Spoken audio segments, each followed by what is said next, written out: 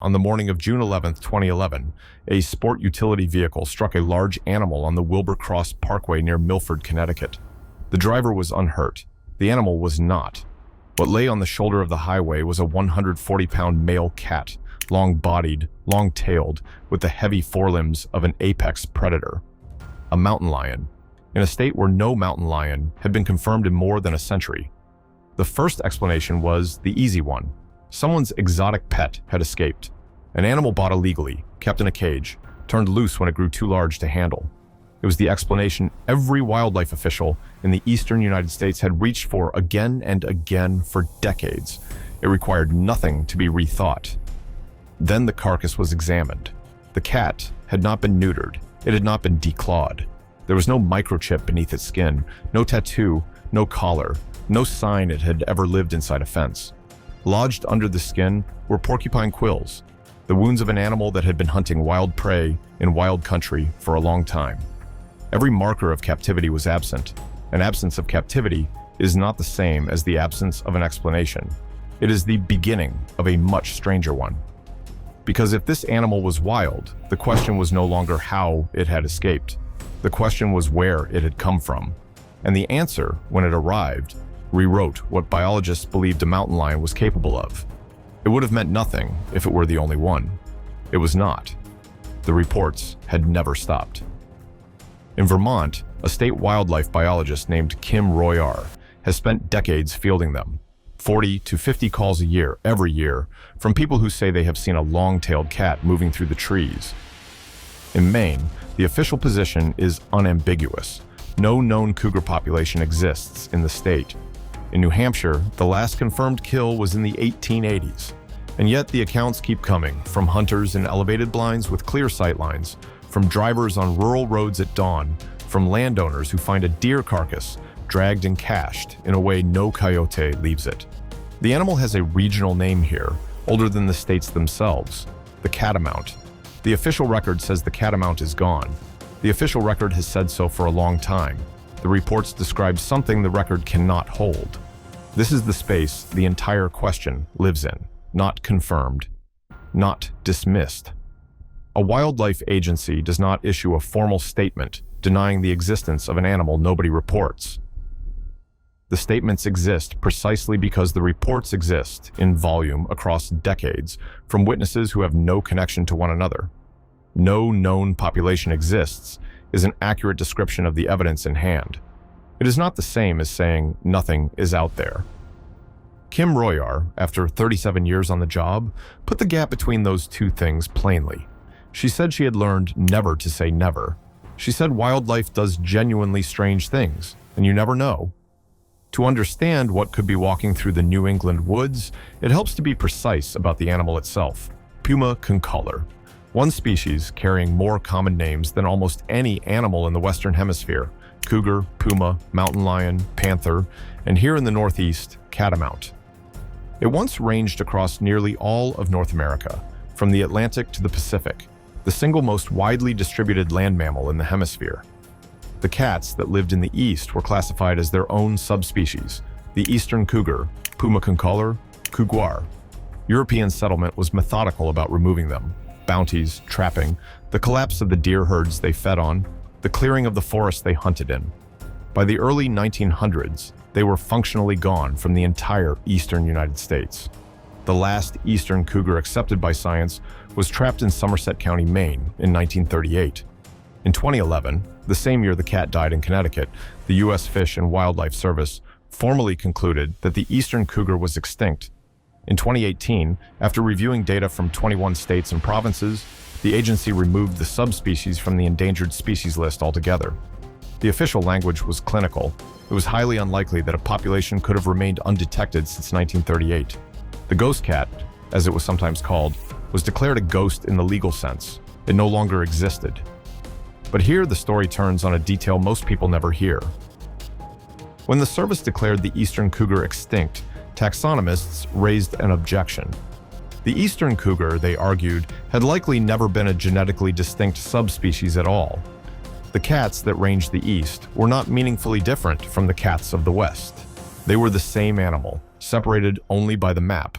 which means the thing that was erased from New England was not a unique creature lost forever. It was Puma concolor, and Puma concolor still exists by the tens of thousands, 1,000 miles to the west, and it has legs.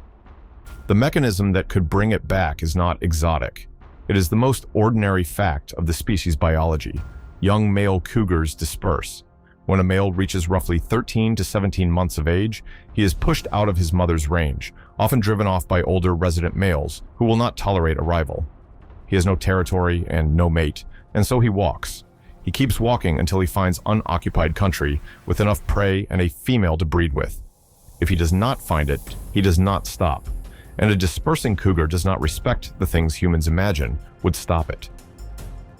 Researchers have documented these cats crossing open prairie and cornfield for hundreds of kilometers, using river corridors as highways, moving at night, avoiding roads and towns with a caution that keeps them invisible. The Mississippi River is often imagined as a hard western boundary for the species. It is not a wall. It is a feature of the landscape, and a 4-year-old cat, with no reason to stop, will cross it the way it crosses everything else. The reason this matters now, rather than 50 years ago, is that the source has changed. For most of the 20th century, cougars were shot on sight under state bounties. Beginning in the 1960s and 70s, one state after another rescinded those bounties and reclassified the animal as managed game. The populations stopped shrinking, then they grew, then they expanded outward. By the 1990s, a breeding population had reestablished in the Black Hills of South Dakota. In the following decade, 2 more took hold, in the North Dakota Badlands and in western Nebraska. From these footholds, the cats pressed eastward into country they had not occupied in a century. One analysis led by researchers at the University of Minnesota, published in the Journal of Wildlife Management, documented 178 cougar conformations across the Midwest between 1990 and 2008 and found the number rising steadily year over year. A later tally counted more than 460 conformations in the Midwestern states since 2005. The front was moving, and it was moving toward the east. Then it did something the official record had no precedent for. In March of 2025, on private land in the Upper Peninsula of Michigan, a resident photographed 2 cougar kittens, 7 to 9 weeks old. State biologists confirmed them. It was the first documented cougar reproduction in Michigan in more than 100 years, and the first known reproduction anywhere in the western Great Lakes in modern times. For years, every cougar genetically tested in that region had come back the same: male. Transient males, wandering east from western populations, passing through and moving on. A female does not disperse the way a male does. Females stay close to where they were born. The appearance of a breeding female, and her cubs this far east, meant the frontier of reproduction itself had jumped. In December of 2025, a trail camera confirmed the kittens were still alive, nearly a year old, walking a snowy trail behind their mother. The breeding edge of the species had moved hundreds of miles closer to New England than the official maps allowed, which returns us to the cat on the Connecticut highway, because that animal is the proof that the rest is not speculation. When wildlife officials ran its DNA, they did not get a vague result. They got a fingerprint. The genetic profile matched the cougar population of the Black Hills of South Dakota, a population with a distinct genetic signature, not known to breed anywhere near the east. And then the laboratory did something extraordinary. Researchers compared that profile against a database of more than 800 individual cougars and against hair and scat samples collected across the Midwest over the previous 2 years. They found the same animal. This single cat had been detected first in Minnesota in Ramsey County in December of 2009, then 3 separate times in Wisconsin. It had been photographed by citizen-run trail cameras, 3 in Wisconsin, 1 in Michigan. It had passed through New York, and it had ended on the Wilbur Cross Parkway in Milford. The straight-line distance from the Black Hills to Connecticut is more than 2,450 kilometers. The actual route the cat walked, accounting for terrain, was estimated at more than 2,700 kilometers, traveled over roughly 2 years. It was published in the Journal of Mammalogy in 2016 as the longest dispersal ever documented for the species, nearly double the previous record of 663 miles, 1 animal, 1 genetic fingerprint. The entire width of the eastern half of the continent, And here is the part that should change how every unconfirmed sighting is read. That cat crossed the most densely populated quarter of the United States. Millions of people, thousands of roads, countless cameras, and remained completely undetected for 2 years. It was confirmed for one reason and one reason only. It died in the open, on a highway, where a human being found the body and a laboratory got its blood. Had it not been struck by that SUV, it would have remained exactly what every other catamount report is: a story, an unconfirmed sighting, a bobcat, the agencies would have said. The animal was never invisible because it wasn't there. It was invisible because that is what the species does. A confirmed cougar, almost by definition, is a dead cougar or a photographed one. The living, moving, dispersing ones leave nothing behind. This is the objection every skeptic raises, and it deserves a direct answer. If these animals are reaching New England, where are the bodies? Where are the photographs? Why, after all these decades, is the evidence still so thin? The answer comes in 3 parts, and none of them require the animal to be absent. The first is coverage.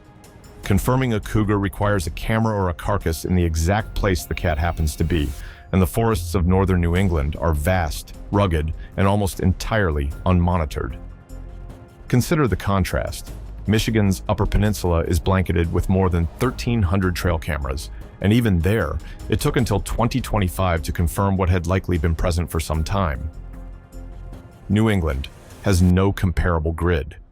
A single male moving through the spruce of northern Maine or the spine of the Green Mountains trips no sensor, crosses no lens, and is gone before anyone knows to look. The second is classification. Reports from outside a species' accepted range are routinely assigned to misidentification before they are ever investigated, and the reasoning is circular. A cougar reported in Maine cannot be a cougar. The logic runs, because cougars do not live in Maine. The conclusion is built into the premise. It is not a judgment about the evidence in any given case. It's a judgment about the map. The third is preservation. A large cat that dies in dense, wet, acidic forest does not leave a skeleton for long. Scavengers find a carcass within days. Soft tissue degrades in weeks. A cat that dies near one of the region's countless rivers is carried downstream and never recovered. A cougar that dies in the open desert of the West leaves bones visible from a helicopter.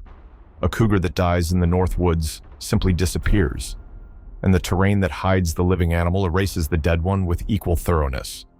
Honesty requires going further than this, because the skeptics are right about a great deal. Most New England cougar sightings are not cougars. They are bobcats, which are common and rarely photographed twice in the same place.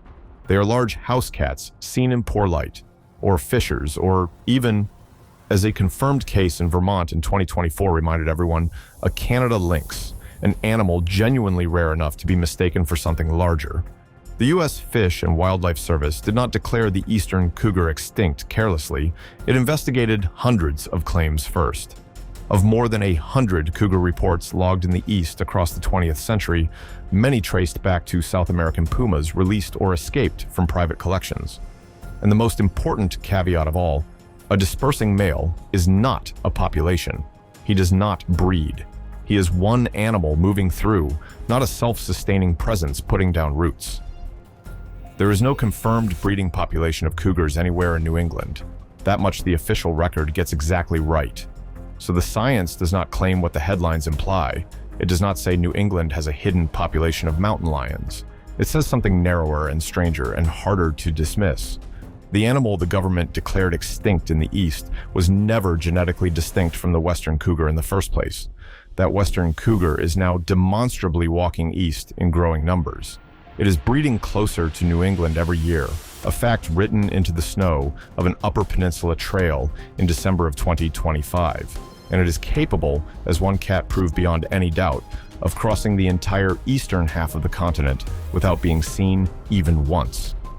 The ghost cat is not a ghost. It is a real animal, returning to a range it was erased from, and the conditions for that return have never been more fully in place than they are right now. Which is why the cat on the Wilbur Cross Parkway matters more than any sighting that came before it. It walked more than 1,500 miles to die roughly 70 miles from where the last eastern cougar was supposedly seen, in a region that had spent a century insisting its kind was gone. It was real. The DNA proved it was real, and it became real to the official record for exactly one reason, because it died somewhere a human being could find it. The catamount the government declared extinct keeps being seen across New England. State biologists keep ruling the sightings out. The reports keep coming anyway, and the only thing separating a story from a confirmation is whether the animal happens to die in the open, on a road in the light, instead of disappearing back into a forest that has always been very good at keeping what walks through it out of sight.